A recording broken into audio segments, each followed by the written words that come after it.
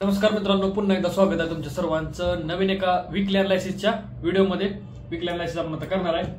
Okay, चार्टवरती आपण आलेला आहे. चार्ट रिफ्रेश झालेला आहे, नो प्रॉब्लेम. ठीक आहे, बघा आठवडा कुठं चालू झाला होता आपला 1 फेब्रुवारी पासूनचं अनालिसिस करूया. एवढा काय खास गेलेला नाही, खास म्हणण्यापेक्षा भंगार गेलेला आहे असंच म्हणूया आपण. त्या आठवडा हा बघा पहिला दिवस फेब्रुवारी 3चा ह्यूज गॅप डाऊन होता मार्केटमध्ये.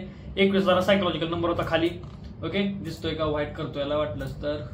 ओके, केलं वाईट. आता बघा मार्केट चालू झालं. इथं आपल्याला काय माहित नाहीये, ब्रेकआउट काय नाहीये. अपसाइड गेलं, परत डाऊन साइड आलं. बघा खाली पीएसवाय आहे एवढं माहिती आपल्याला. सपोर्टच्या वरती आहे मार्केट. हा इंट्राडेचा काय आहे, लो आहे. इंट्राडे लो वरून सपोर्ट घेतला मार्केटनं, पीएसवायच्या वरती होतं. इंट्राडे लो वरून सपोर्ट घेतला म्हणून आपण काय केलं, फिप मधून फिप टाकली, सॉरी हाय वरून फिप टाकली. रिझन बघा, मार्केट असं स्ट्रक्चर नसते मार्केटचं कधी. असं वर जाणार नाही.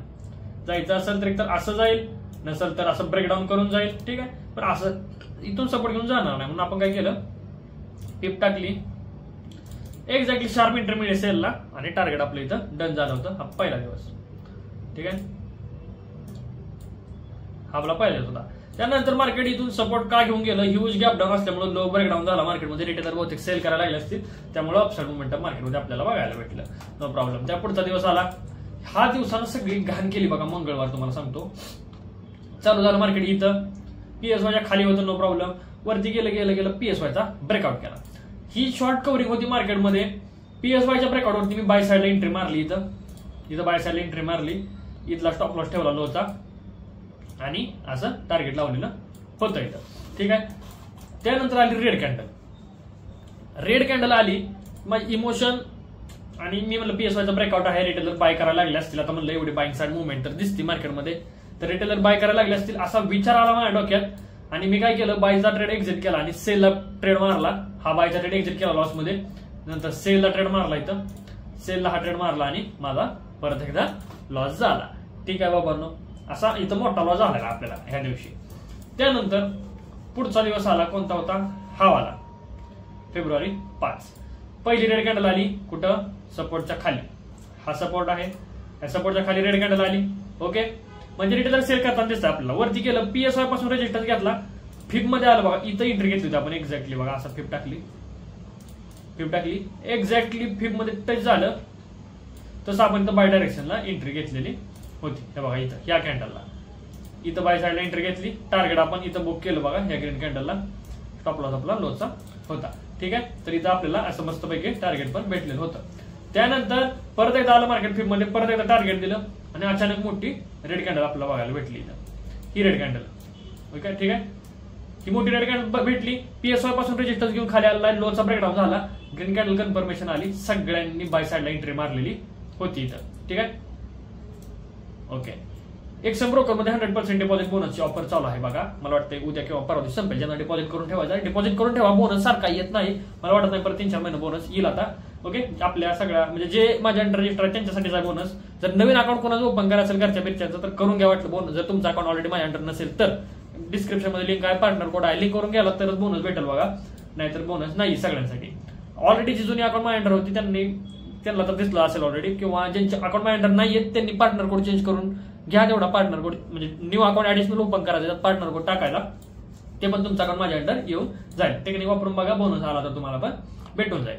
ठीक आहे, त्यानंतर हा दिवस हे बघा मार्केट चालू झालं. इथं हॅमर कॅन्डल बनलेली आहे बघा. इथं क्लोजिंग वरून सपोर्ट घेतला. इथं फिप का टाकलं नाही, खूप छोटं डिस्टन्स आहे, एवढं डिस्टन्स कडून फिप टाकायची म्हणून फिप टाकली होती. वरती गेलं, अपसाइड ब्रेकआउट झाला मार्केटमध्ये. ठीक आहे, परत खाली आलं. आपण काय वाट बघत होतो, प्रॉपर प्राइस ऍक्शन होऊ द्यावं मार्केटमध्ये. अशी हायर हायची प्राइस ऍक्शन बनली. हा प्रॉपर टेस्टचा ट्रेड होता बघा, आपली 100% अॅक्युरसी वाली स्ट्रॅटेजी. प्रॉपर टेस्टचा ट्रेड कशावरती प्रॉपर टेस्ट केला मार्केटनं, डेच्या हायवरती, इंट्राडे हायवरती प्रॉपर टेस्ट झाला. सेल साईडला एंट्री मारली. इथं या दिवशी अवेलेबल नव्हतं सेटअपला, त्यामुळे लॉट साईज काही मारली. एक्सएम मध्ये हा ट्रेड मारलेला होता आपण आणि इथं टार्गेट आपण बुक केलं. एक्झॅक्टली इथं टार्गेट बुक केले 1:3.74चा हा ट्रेड होता आपल्याला. ठीक आहे, त्यानंतर पुढचा दिवस हा होता फेब्रुवारी 7चा. एकदम मस्त दिवस.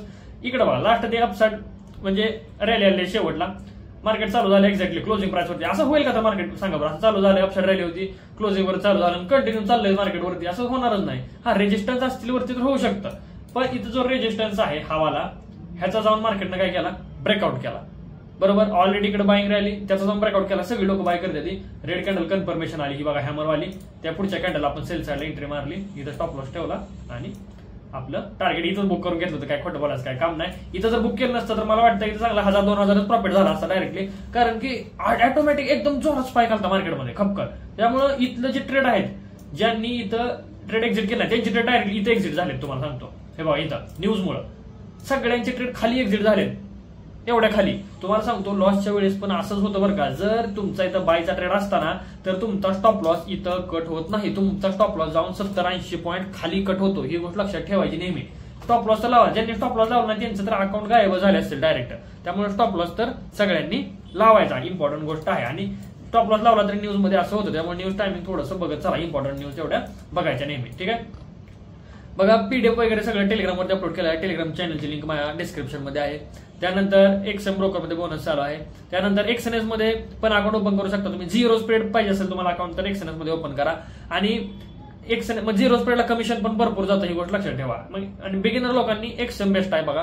पर्सनल सजेशन आहे बिगिनर लोकांसाठी. एक्सएम बेस्ट आहे, बोनस भेटतोय, त्यामुळे आपल्याला कॅपिटलसाठी पण चांगला जुगाड होऊन जातोय. ठीक आहे. अनालिसिस कसं वाटलं, तुम्ही काय काय ट्रेड केले, आठवडा कसा गेला, कमेंट बॉक्समध्ये सांगा.